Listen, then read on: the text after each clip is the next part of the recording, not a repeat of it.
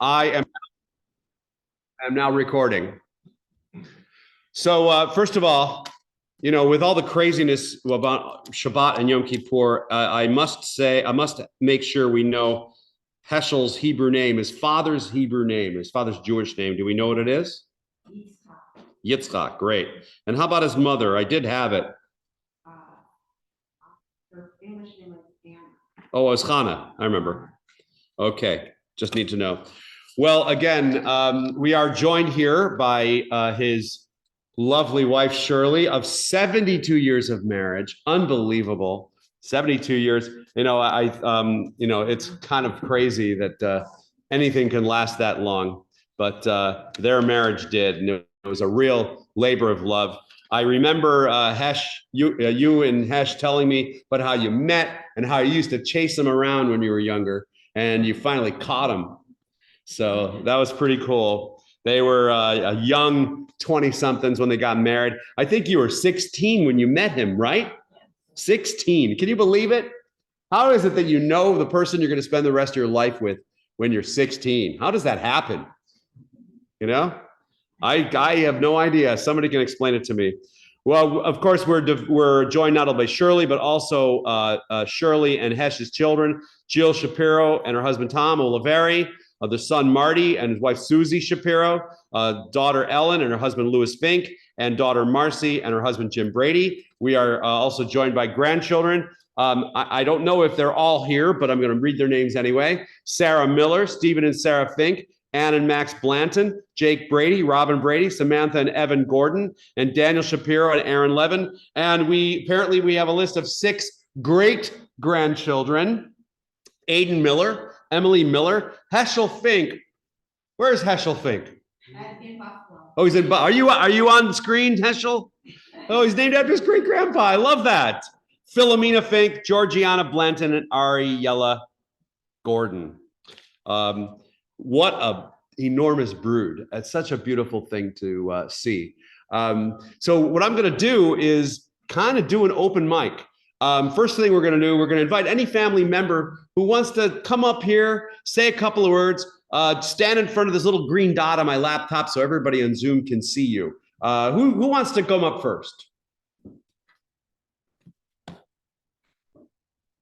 And yes, you're wondering, can you bang the drum? You can. I give you permission. Okay. I won by default because nobody else wanted to get up. Thank you, everybody, for coming. My dad was a really unique man. He was very, very close. His family was everything to him. Every single Wednesday and Thursday, since I live in Buffalo, he would FaceTime me so he could see Heschy running around the family room. And then he finally got to see Philomena. And I know with all the other kids that don't live locally, and even Samantha, when he saw their children and grandchildren on FaceTime too. And my dad this temple was a huge thing to him. And my husband and I were the first ones to get married in this synagogue this part of the synagogue when it was finished 45 years ago this April. And I'm just kind of lost for words. My dad was a teacher. I'll tell you one funny story, real short. He wanted to be able to talk to all his students. And so when he learned to finger spell, and he was driving down the street one day practicing fingering with all the street signs, and somebody tooted from behind at him because he wasn't going immediately when the light turned green. And the car rolled up next to them and yelled at that car that tooted at him and said, "He's deaf, can't you see? He's finger spelling." So I just want everybody to know that we really, truly appreciate your being here. And thank you for keeping my dad in your heart. And thank you. Thank you. Thank you so much. So you know, we're all kind of informal here. Any other member family want to come? Anyone want to talk about their grandpa? Any grandkids here? They're all like in Buffalo or something, right? Okay. Everybody's all over. Yeah, they're all over. Now, I just want to say, if there's anybody on Zoom who wishes to speak, any grandchildren on Zoom, I want you to know I'll mic you up and you'll be able to speak, but no one can see you for a moment, but they will in a second. Is there anybody who wants to unmute themselves, talk about their grandpa? Unmute yourself at this time. You want to say something? I got you mic'd up. Okay. Hold on, I'm going to do something else. Why isn't there Hi, anything? this is Annie. I had the privilege the last week of getting to spend some extra bonus time with my grandfather. I don't ever forget. And I live on the East Coast, and when I was working as a public accountant till midnight every night, we joked he would drive me home. We would, on my commute, because he was 3 hours behind, it would only be 9 p.m. there. So I would call and, you know, he's my favorite place to visit, and we'll miss him a lot. Thank you. Thank you so much. I know that Barbara wants to say something. Now, if you want, you can just stand up there, or if you're up to it, you can come up to the bima. It's up to you. Oh, well, you better come up here if you can. I don't know if I can get up the steps.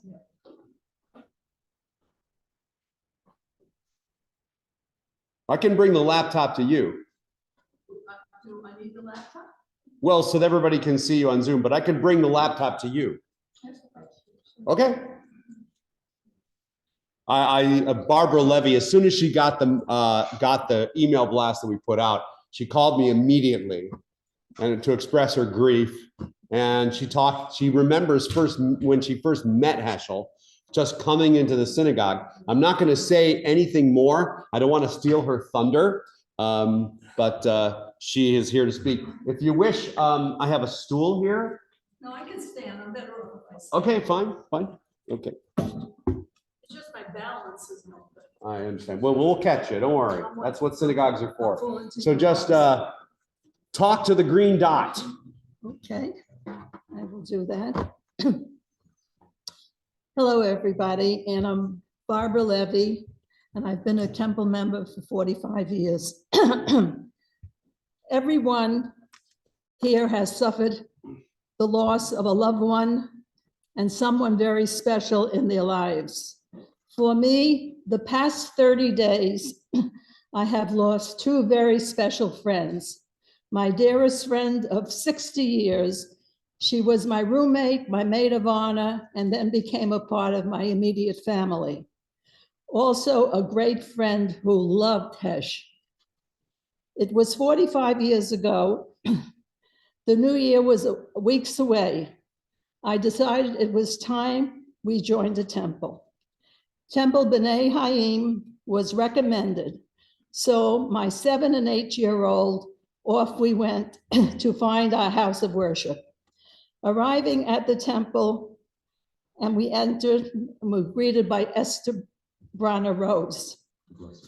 She apologized for the mess in the foyer. With that, the sanctuary door opened and a smiling face greeted me. I thought, he was a painter or part of the crew. He quickly said, I'm Heschel Shapiro, part of the congregation helping to get ready for the high holy days. There were many working on the ark doors, and Lawrence Labowitz was working with the artist on the stained glass windows. Rabbi Weiss greeted us. We took the application and went home to advise my husband we had now joined the temple. One Friday night after services, Hesch brought over Shirley and introduced me to her. I looked at her And I stopped and I said, I know you. You look so familiar to me. In the moment, she asked me if I ever shopped in a little folk store on Ventura Boulevard. Of course I did, and she was the manager and had helped me on many occasions. Shirley was sisterhood president, and of course there was my long career working with her. For many years, I ran the pan game twice a month, and Hesch and Shirley were always with me to serve the ladies. We all looked forward to Hanukkah and the wonderful latkes made from scratch for the parties, for the Hanukkah parties. Hesch was part of our Mahjong group. When Shirley was unable to play, he played. Every Thursday, Arlene, Debbie Phils, and Shirley, Hesch, and myself, we played until COVID did us in and closed us down.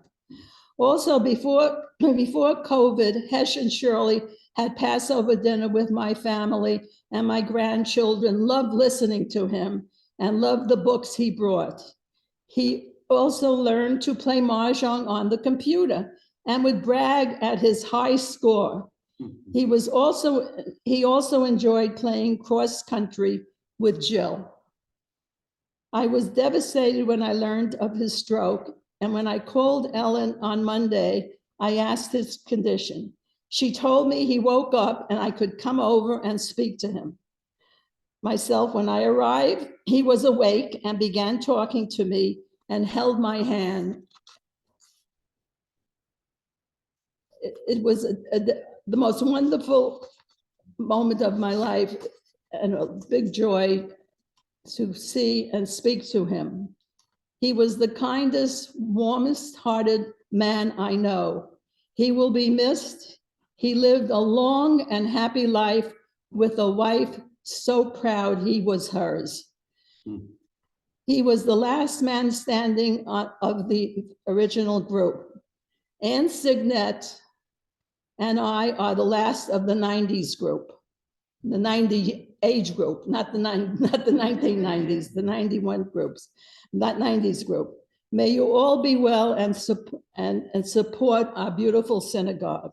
Shalom, Barbara. Thank you so much. Okay, I hope you enjoyed it. I did. It was beautiful. Thank you so much. Yes, Yishar Koach, Barbara. thank you. Open mic.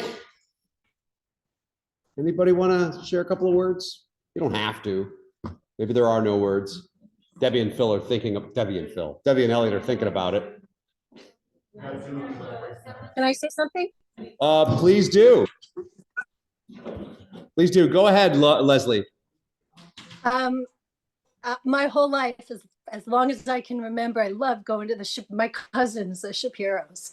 My earliest memory, I was 4 years old singing Hava Nagila in their dining room on Liston, visiting them in Niagara Falls, and then they moved to California, and then we moved to California. So going to see my cousins in Sherman Oaks was always the best. And my Uncle Heshi was the most loving, kind, fun. I have memories of him like walking by Aunt Sugar and patting her on the tush. I thought that was so cool because I was raised by a single mom. He sewed curtains. He played the piano. He taught math. He was so smart. Like, I just thought he was the most talented guy, and I just loved him so much. And I'm sad that I haven't seen him in a really long time. It's been over a decade probably, but I'd go to visit Jill and he would come make the drive to see me. And I just always felt that he always held a really special place in my heart, as does Aunt Sugar, as do all you Shapiro cousins. So anyway, I love you guys, and I'm so thankful for Zoom and that we can all be together here. That's really all I have to say. Love you. We will miss Uncle Heshi forever. Thank you, Leslie, for your fond memories of Uncle Heshi. Bevakasha, lama lo.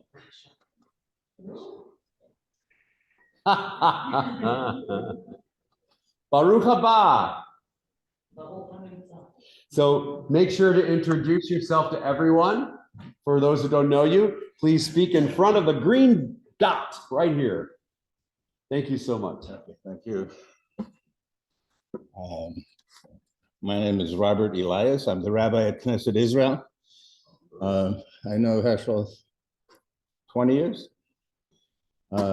mainly from the gym, where we met at the gym almost daily.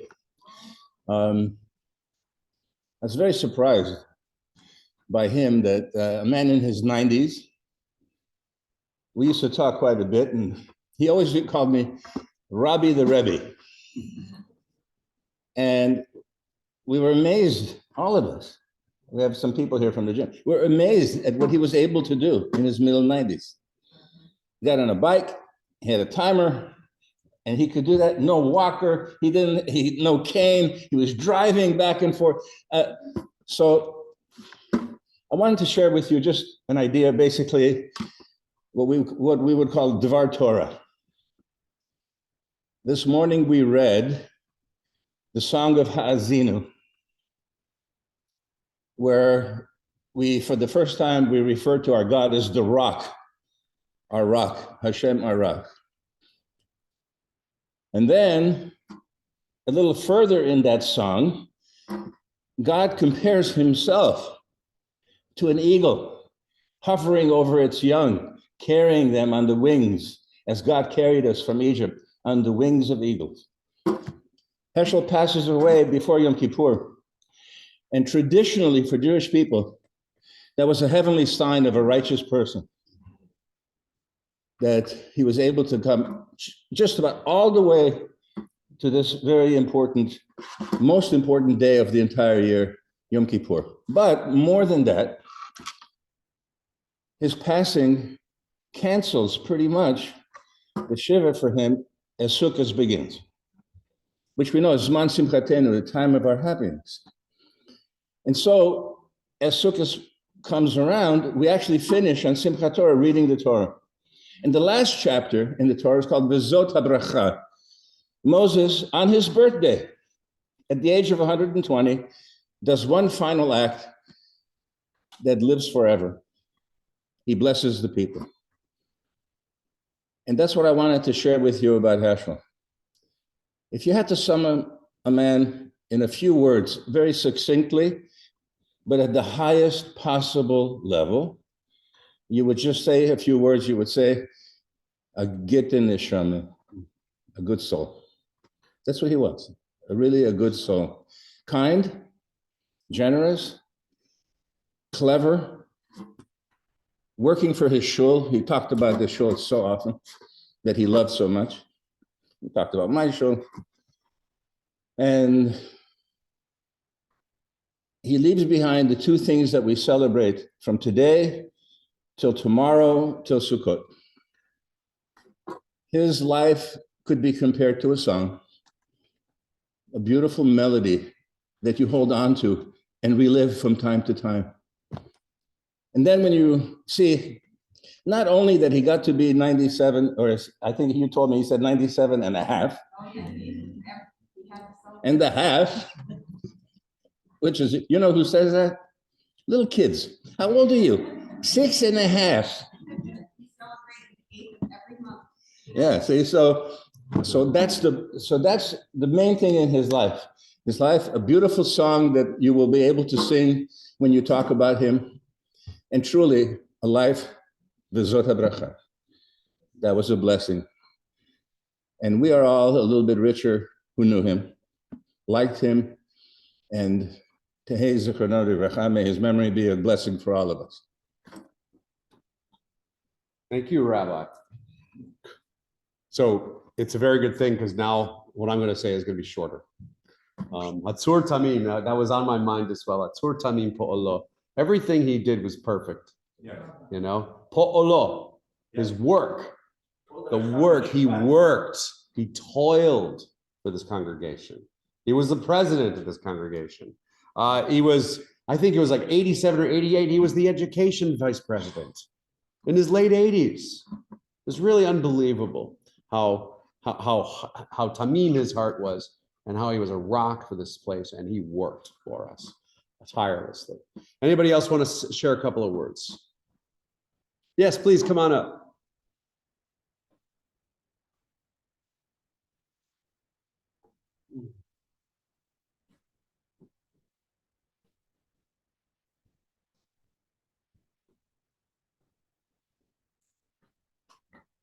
Make sure to introduce yourself for people who don't know you.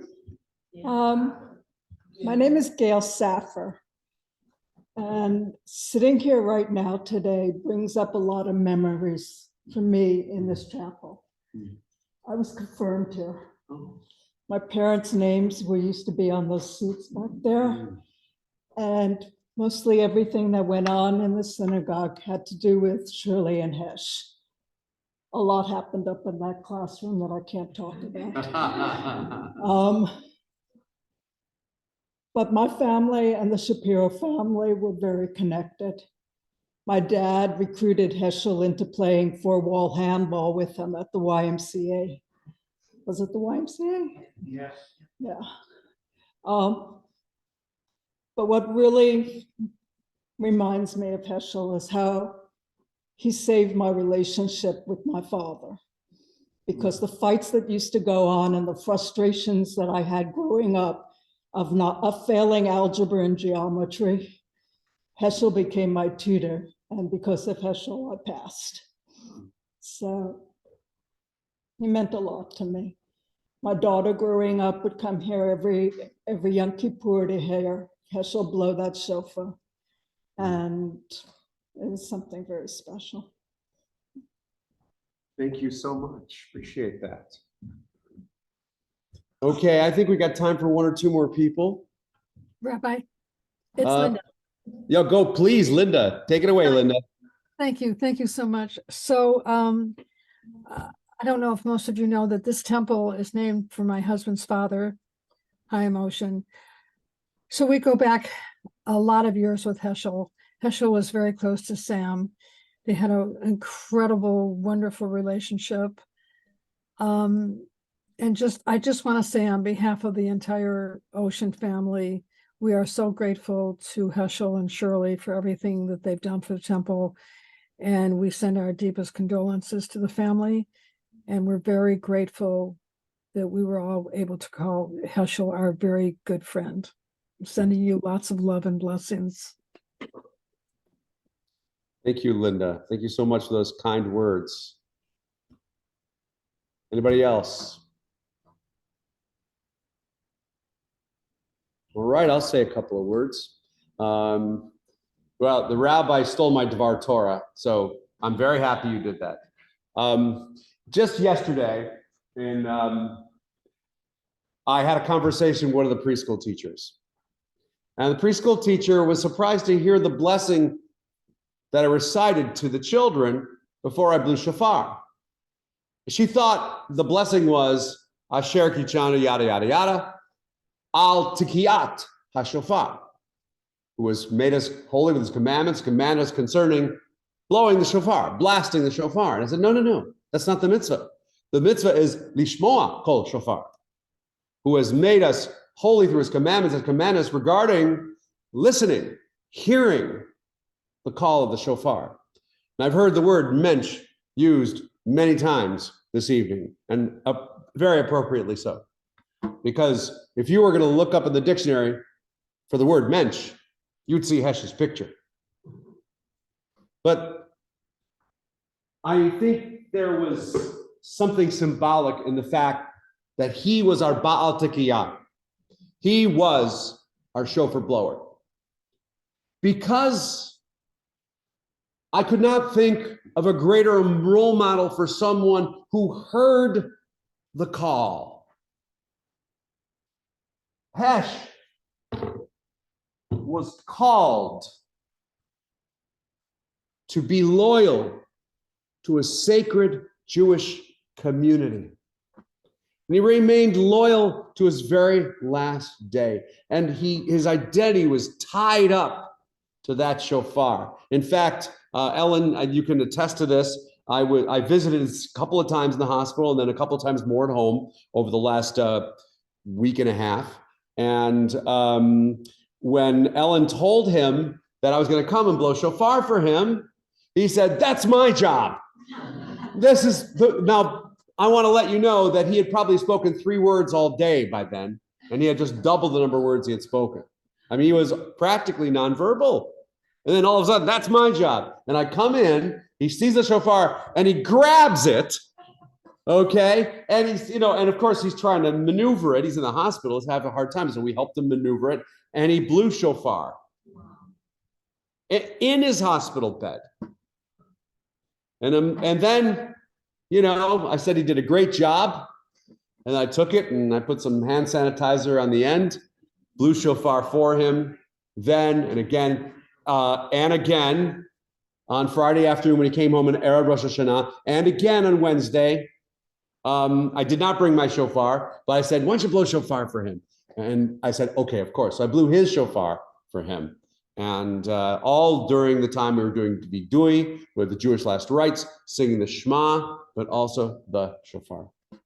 And he heard the call. And I hope that we have that sensation that he had, a feeling of being called to something, to be called to something sacred. It was beautiful, this calling that he had. And probably would take an entire community to make up for what is lost now that he has passed.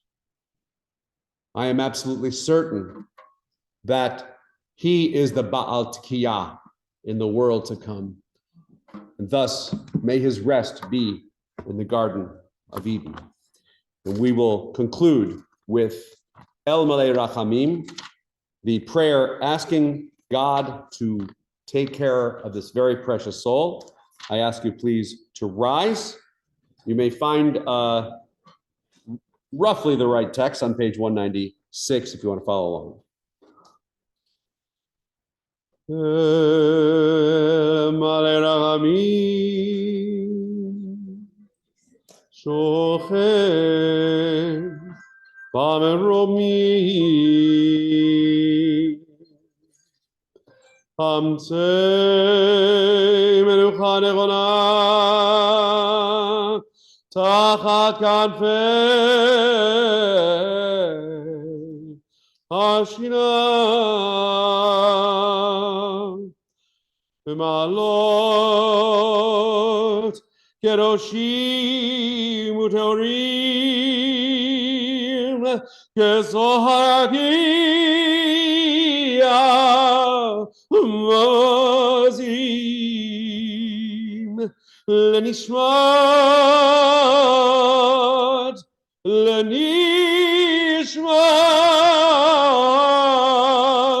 Hesch ben Yitzchak v'Chana shalach olamo Gan Eden tei menuchato Hana ba'ala rachamim Hastireu beseter knafecha leolamim Utzror Yitzror Chaim et nishmato Adonai unagalato Yanuach b'shalom al mishkevo v'nomar Amen.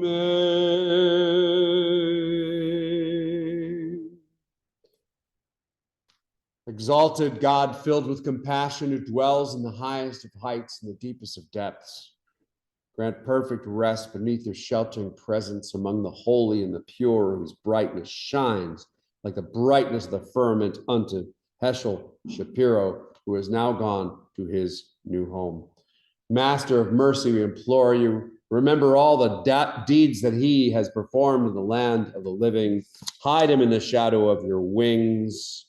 May you be his portion. Bind him up in the bond of life eternal, and let him rest peacefully in his new resting place. And let us say, Amen. May Hashem, the ever-present God, guide you all, us all, to comfort among the rest of us, for we were all today mourners of Zion and Jerusalem. Please be seated. At this time, our ceremony is concluded. I think Hesch would want us to eat something. There's a little nosh in the back. Wherever people gather, let his deeds speak his praise. We could talk to each other about him. Say tchem shalom, go in peace, and have an easy fast and a meaningful fast. Good evening.